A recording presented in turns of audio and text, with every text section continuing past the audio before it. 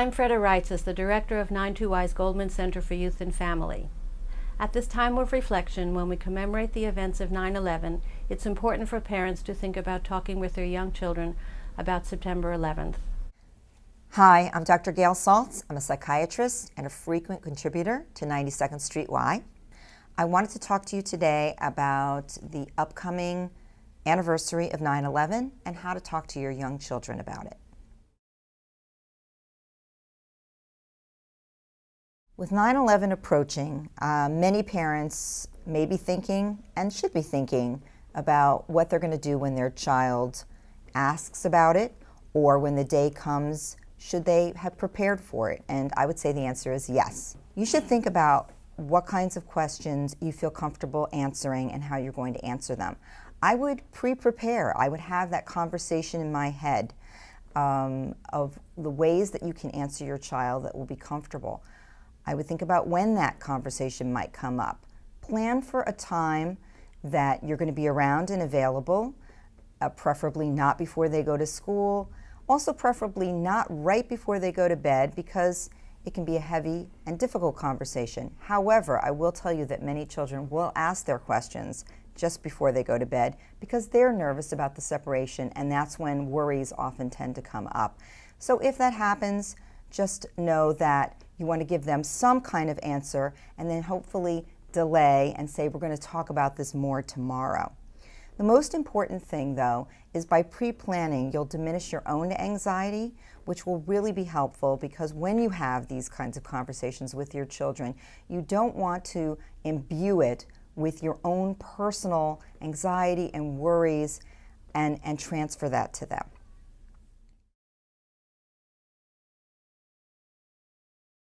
Many parents are tempted to say, frankly, everything that they know about it. But really, that may not be at all what your child is asking for, and it may not even be the best thing to do. So preferably, you might introduce the subject if they have not, and then wait for their questions. Or if it's early enough, you might just wait for them to ask, quite frankly.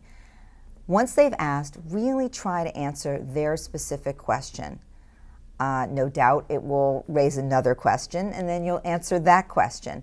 But the point is that with a difficult subject like 9/11, it's very tempting to go on and on with everything that's in your mind, which might be really overwhelming for a young child. So the rule of thumb is wait for them to ask and answer exactly what they've asked.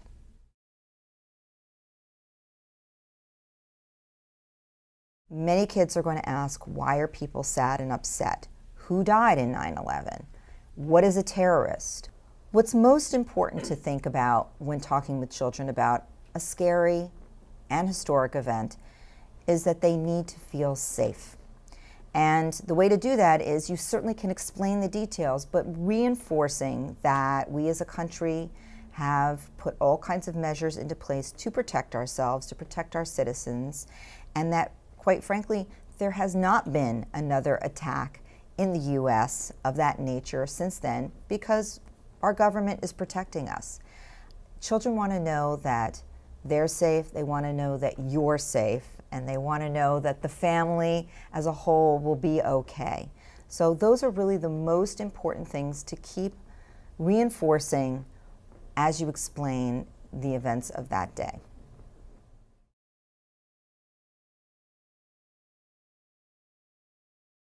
I think for 9/11, some families have been much more personally touched than others. If yours is a family that has been, or there are close friends that have been, you may wish to teach your child something about ritual, about commemoration, about being together with others as a way of comfort and a way of spiritually feeling connected. You can do this by lighting a candle with your family, with friends. You can do this by joining a group who are commemorating the day. That might be religiously motivated, it may be spiritually motivated, it may be more specifically community-based for those that are involved perhaps in the fire department or police department. joining that group to commemorate the day. But I think that it's very comforting for a child to see that people can come together in a large group, comfort each other, protect each other, support each other, and that's a wonderful lesson, not just about this day, but about other difficult things that you or your family may need to go through.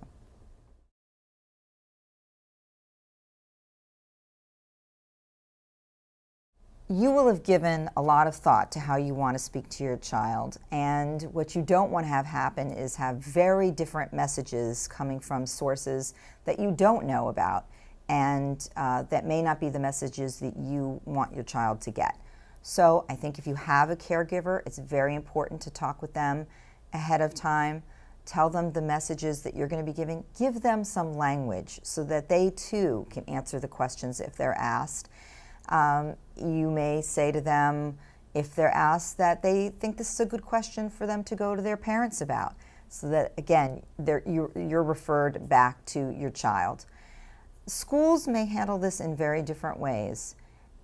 Often they handle it very, very well, but you will want to know how they're handling it so that you're prepared, again, should your child come home from the school day and be hearing about this. Sometimes there are guest speakers that come in. Sometimes they do commemorate. And most importantly, once the subject is brought up at school, you can be sure that their classmates will be discussing it. And your child may hear many things, things that are not true, things that need correction, things that are disturbing to them because there's misinformation.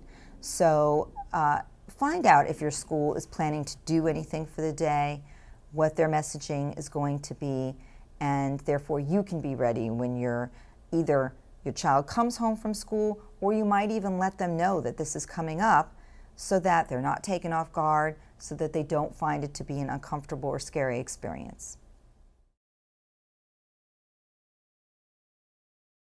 So I think, as we all know, the media will undoubtedly be covering 9/11 this year, as it is an important anniversary. And your child may be privy to some of this. The television tends to run scenes over and over again, which for young children can not only be disturbing because it's quite graphic, but also gives them the impression that something is happening, maybe even happening currently, or even happening over and over again currently. So I would really minimize media exposure for your child. I would not have your child in front of the television set for media coverage of 9/11. However, they may still see it because newspapers will have pictures on the front, there will be headlines, and those will be sitting at newsstands where it's sort of, you can't really keep your child from seeing it. That might prompt some questions. Again, that could be a good thing for a conversation, but I would be prepared, and I would make sure to reinforce that whatever pictorial information they see is old. It's what happened on that day. It is not happening over again, because a child might not ask you about that, but they may feel concerned by seeing that. Really try to avoid, frankly, the visual images. Seeing visual images leaves literally that image in their mind, and that can be difficult for a child to grapple with.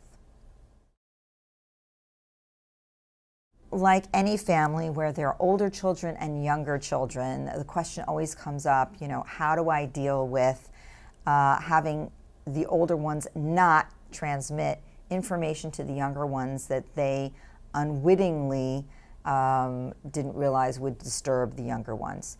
I think that there is a great opportunity here to talk to older children about the fact that, their younger child is just that, can't process things, maybe more disturbed by things than the older one who's really able to handle more. So this is a chance to sit down and have a talk with older children, give them the information that's age appropriate for them, discuss their feelings. It will probably be more in depth. It will probably be something they will question at a more sophisticated level. And you can have that conversation, but then make a point to say, your younger sibling will be upset by some of the things that I'm talking to you about, and I would really prefer that you not bring this up with them, and that if they do ask you some questions, these are the kinds of ways that I will be explaining it to them. These are the kinds of things that are important to reinforce we're here for them. Nothing scary is happening now. And if they feel at all, like they're over their head, to refer the child back to mom and dad for further conversation. If you are divorced and thinking about how you will have this conversation versus how your ex will have this conversation, this is a really important moment to try to come together for the well-being of your child. So not only are you going to prepare yourself for the questions that will come and how you, or when your child brings it up, you will answer, talk with your ex about getting on the same page, about what they feel is important to say, what you feel is important to say, what you think is important to protect your child from, so that you have similar messaging coming through. If that's not possible because of the relationship, then talk to your ex about what you are going to say. And even though they may not agree at the moment, at least you've planted the seed, quite frankly, and talked about just keeping your child from being overly anxious about the day. If you're having difficulty having conversations with your ex about how to talk with your children, you might just tell them that you went to 92nd Street Y for some information, you found it very helpful, and refer them to the same videos on 92nd Street Y.